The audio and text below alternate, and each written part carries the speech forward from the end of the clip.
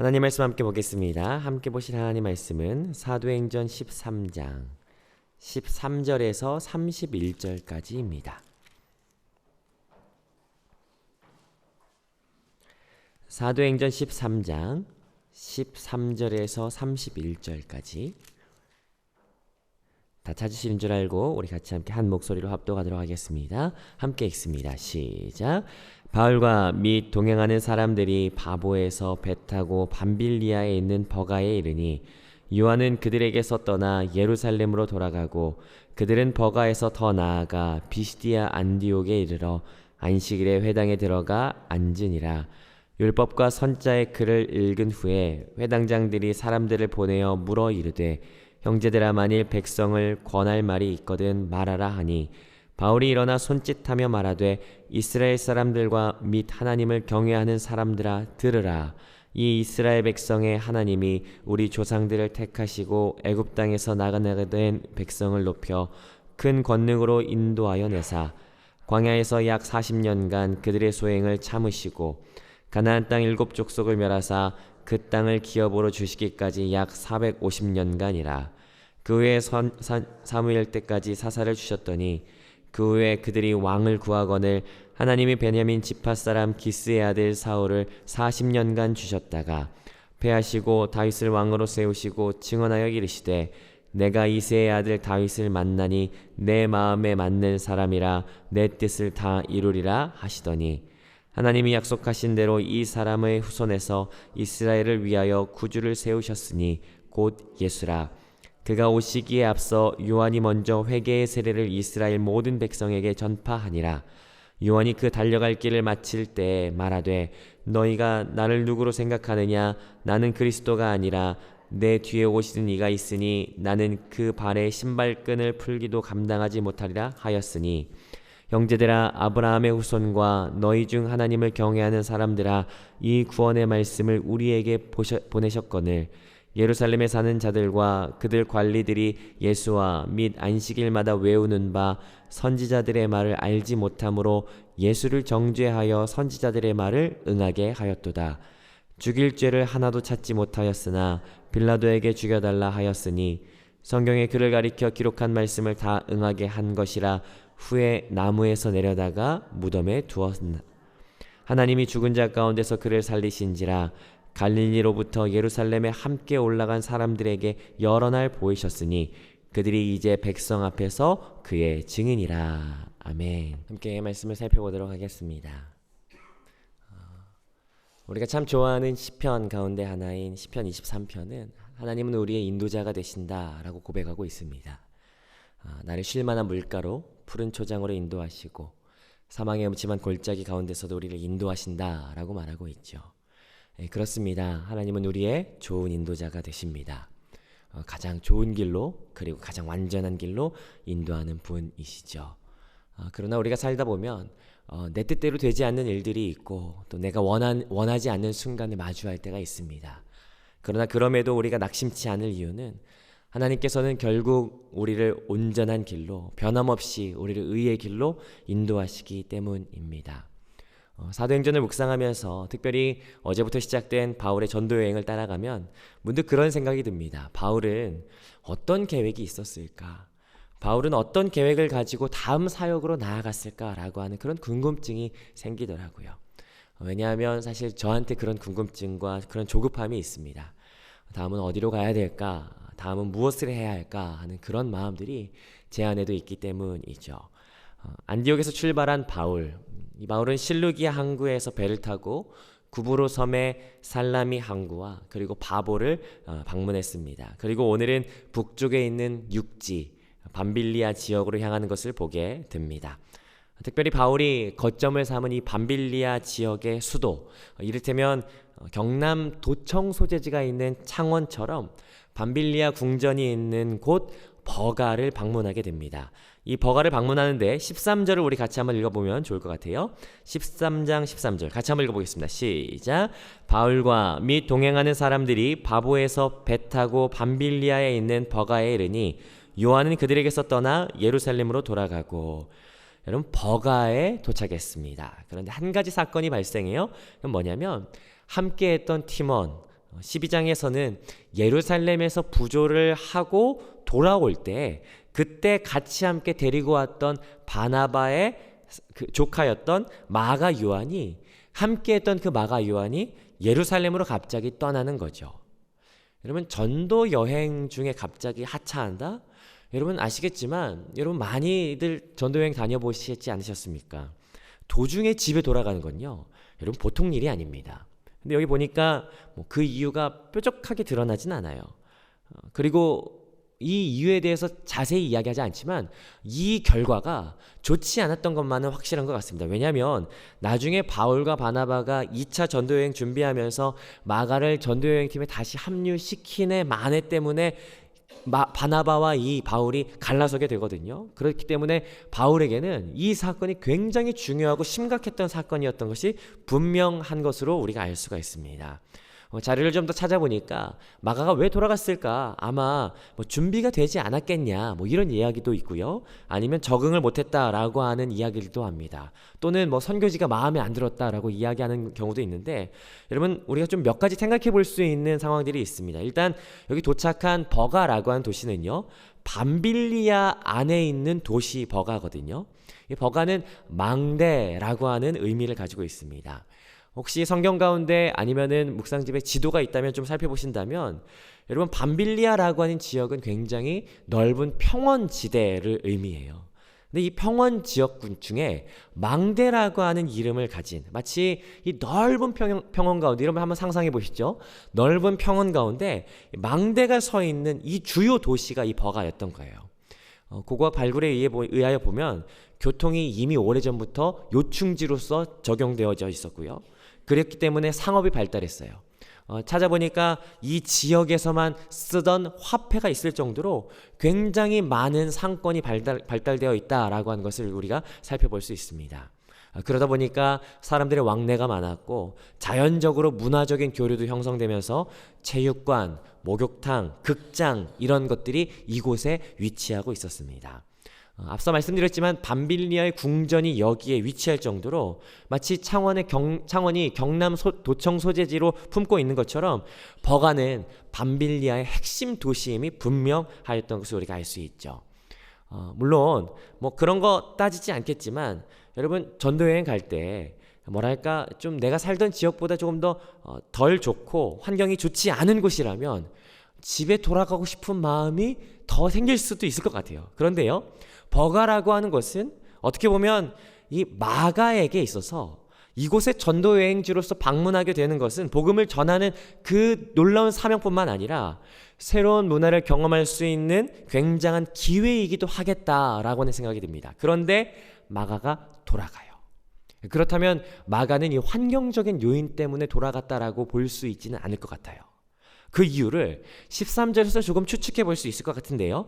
여러분 13절 다시 한번 보면요, 혹시 이전과 달라진 것을 찾으실 수 있으시겠습니까? 이전까지 이 전도여행팀을 소개할 때는 뭐라고 얘기했냐면 바나바와 사울이라고 이야기합니다. 그런데 여기부터는요, 바울과 동행하는 사람들이라고 하면서 이 이후에는 바울이 항상 앞에 나옵니다. 이를 통해서 알 수가 있습니다. 바울이 이제 이 전도여행의 리더가 되었구나 라는 것을 생각할 수 있겠죠. 여러분, 이 바나바와 마가는 어떤 사이라고 제가 말씀드렸어요? 삼촌과 조카지간입니다. 어쩌면 마가가 이 전도여행팀에 합류했던 것은 이 삼촌이었던 바나바를 의지했기 때문이 아니었는가라고 하는 추측을 할 수가 있어요. 그렇다면 리더십이 바뀐 것이 이 마가에게 적용되어졌겠구나. 이 바뀐 리더십을 적응하지 못하고 이 마가가 돌아갔겠구나라고 하는 추측을 할 수 있게 됩니다. 그렇다면 바울에게는 이 사실이 얼마나 치명적이었겠는가. 함께하던 그 믿음직한 팀원이었던 그 마가가 나 때문에 내가 리더가 됨으로 인해서 불편함을 가지고 돌아갔을 때 그 바울이 갖게 되는 그 불편함과 그 낙심되는 마음은 얼마나 컸겠는가라고 하는 것을 우리가 생각해 보게 되죠. 그럼에도 아마 바울은 마음을 추스리고 이 복음 전하는 사역을 계속 감당하려고 했을 것입니다. 그런데요, 14절을 조금 더 살펴보면 좀 이해하기 어려운 장면이 한 가지 등장합니다. 14절 같이 한번 보겠습니다. 14절 함께 읽습니다. 시작. 그들은 버가에서 더 나아가 비시디아 안디옥에 이르러 안식일의 회당에 들어가 앉으니라. 여러분, 그냥 지나칠 수도 있는 부분인데요, 여러분, 지도를 펴놓고 읽는다면 굉장히 이해하기 어려운 부분이 발견됩니다. 그 이유는 그건 뭐냐면, 앞서 말한 대로 버가는 굉장히 발달한 도시였고 사람들이 굉장히 모이는 지역이었어요. 자료에 의하면 유대인들이 여기 굉장히 많이 모였다라고 기록되어 있습니다. 그렇다면요, 이만큼 좋은 전도의 거점 지역이 없습니다. 그런데 아무 설명 없이 갑자기 북쪽으로 올라가는 거예요. 비시디아 안디옥으로 올라가는 겁니다. 버가에서 아무 일도 일어나지 않고 그냥 버가를 지나쳐 비시디아 안디옥으로 지나가는 거예요. 한 가지 더 말씀드린다면, 버가는 평야지대라고 말씀드렸어요. 비시디아 안디옥은요, 버가에서부터 그 위쪽으로 150km를 올라가야 되는데 여기는 갈라디아의 남쪽 지방이거든요. 버가에서 여기를 가려면 사실 굉장히 어렵습니다. 왜냐하면 여러분 혹시 들어보셨을지 모르겠어요. 타우르스 산맥이라고. 여러분, 타우르스 산맥이 여기를 타우르스 산맥을 지나야만 비시디아 안디옥으로 갈 수 있습니다. 타우르스 산맥은 우리가 그냥 생각하는 산맥과 다릅니다. 길이만 600km가 넘고요, 높이도 굉장히 높아요. 높은 곳은 3000m가 넘습니다. 그렇다면 우리가 조금 더 이해하기 어렵죠. 왜냐하면 버가를 중심으로 왔을 때, 버가를 중심으로 반경 40km 안에는 평지인 도시에 아탈리아나 시대 등 훨씬 더 큰 도시들, 좋은 도시들이 많이 있었는데, 사실은 이 비시디아 안디옥을 가는 것보다 이 다른 지역을 가는 것이 더 유익해 보임에도 불구하고 왜 고생을 하면서 이 비시디아 안디옥에 올라가야 했을까라고 하는 질문이 여기에서 생기게 되는 것이죠.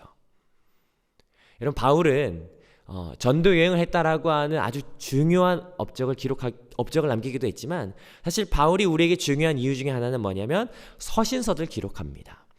바울은 총 13권의 서신서를 기록하는데요, 1차 전도여행 이후에 몇 권이냐면 1권의 서신서를 기록합니다. 2차 전도여행은 2권, 3차 전도여행은 3권, 그 이후에 감옥에서 몇 권이냐면 4권이고요, 그 이후에선 3권을 기록하죠.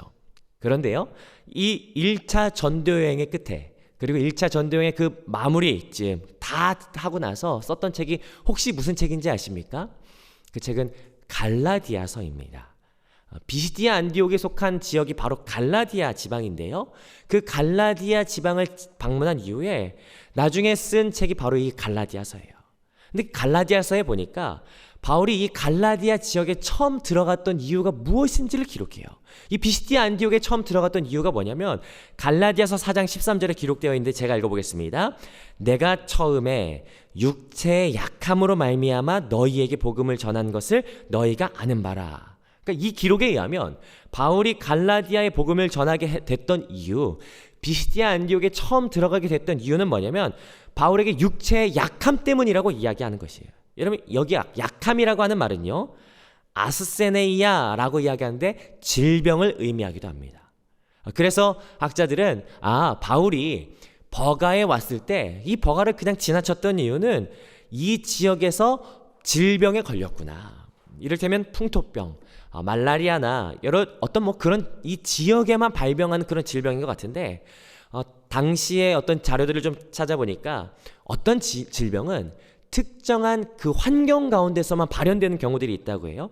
그래서 사람들은 종종 치료를 목적으로 발병한 지역을 벗어나 다른 환경으로 옮겨가는 것을 처방으로 삼았다라고 이야기합니다. 그렇다면 우리가 이렇게 생각할 수 있습니다. 바울은 원대한 꿈을 안고 버가에 왔지만, 그런데 버가에서 질병에 걸리게 됐고, 평지이며 온화한 이 지역에서 걸린 이 질병에서 벗어나기 위하여 이 평지가 아닌 고산 지역, 보다 서늘한 산지로 옮겨가는 것을 치료의 목적으로 봤던 것이다 라고 우리가 말할 수가 있게 됩니다. 그랬기 때문에 버가를 떠나서 고산지대인 비시디아 안디옥으로 옮겨갔다라고 추측하게 되는 것이죠. 여러분, 그렇다면 여러분, 이 바울이 놓인 상황을 우리가 좀 한 번 더 생각해 봤으면 좋겠어요. 여러분 구브로에서 어떤 일이 있었어요? 복음이 전해지는 것을 경험했습니다.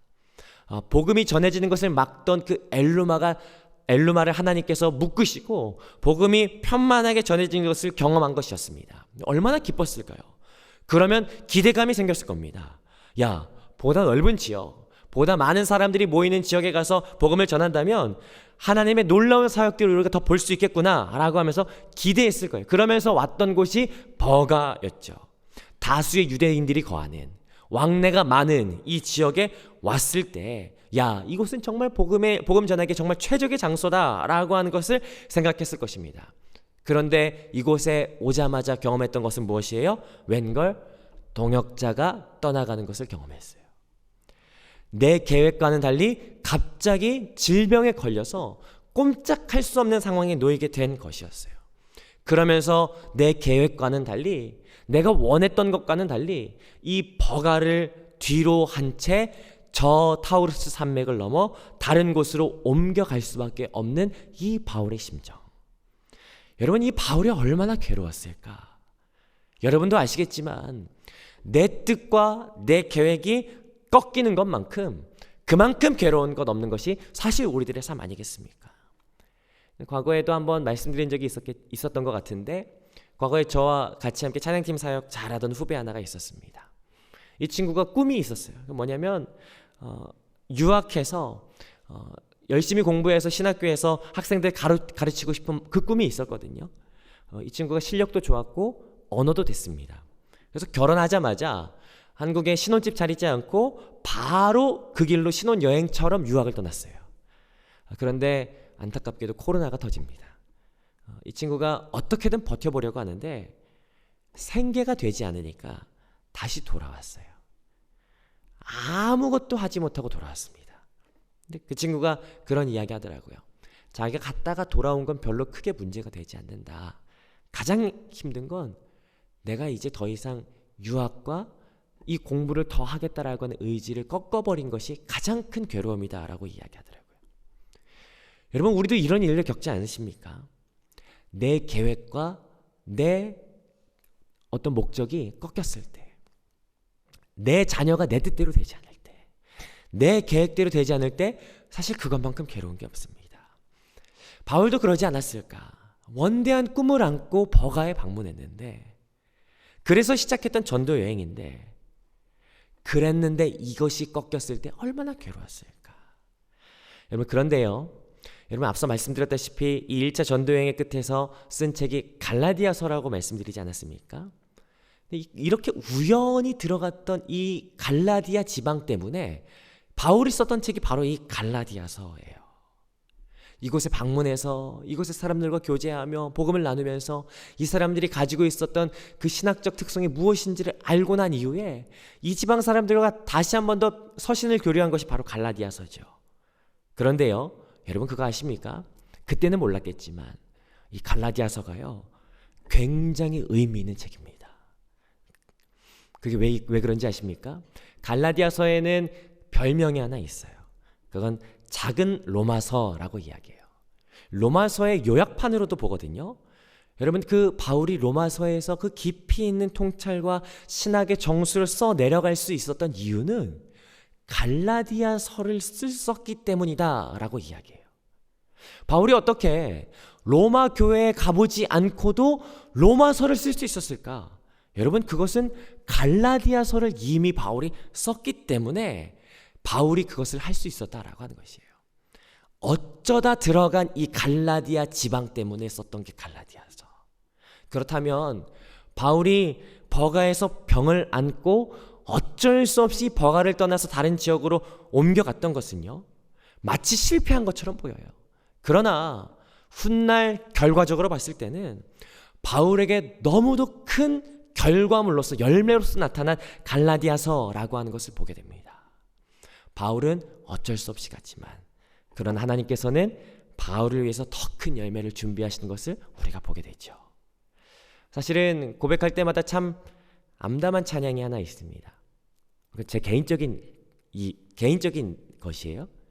날 부르신 뜻 내 생각보다 크고, 그 뒤에 가사가 뭔지 아시지 않습니까? 가장 좋은 길로, 가장 완전한 길로 오늘도 날 이끄신 믿네. 이 찬양 참 많이 고백하고 믿음으로 고백하지만 사실 내 눈앞에 있는 상황들을 마주할 때면 이 고백이 내 고백이 안 될 때가 참 많습니다. 가장 완전한 길로, 가장 좋은 길로 하나님 진짜 이끄실까? 라고 하는 그 상황들, 이 마음을 추스리고 한 걸음 한 걸음 내딛는다고 하지만, 정말 믿음으로 걷는다라고 하지만, 야, 내가 이게 믿음으로 걷는 건지, 하나님 나를 이끄신다라고 하는 것은 내가 믿으며 고백하며 나아가는 건지 의심될 때가 정말 많죠. 그러나 오늘 이 말씀을 좀 같이 한번 다 상고해 보면서 하나님이 우리를 정말 좋은 길로 인도하시는구나 라고 하는 그 믿음이 우리 가운데 더 선명해지는 오늘 이 시간 되기를 주님의 이름으로 축복합니다. 어쩔 수 없이 바울은 지나칠 수밖에 없었던 그 꺾여진 마음이 있었습니다. 그러나 하나님께서는 그 실패도 하나님께서 놀랍게 사용하시는 그 하나님의 섭리를 우리가 바울을 통해서 보게 되는 것이죠. 하나님은 우리의 인도자가 되십니다. 우리를 좋은 길로 인도하십니다.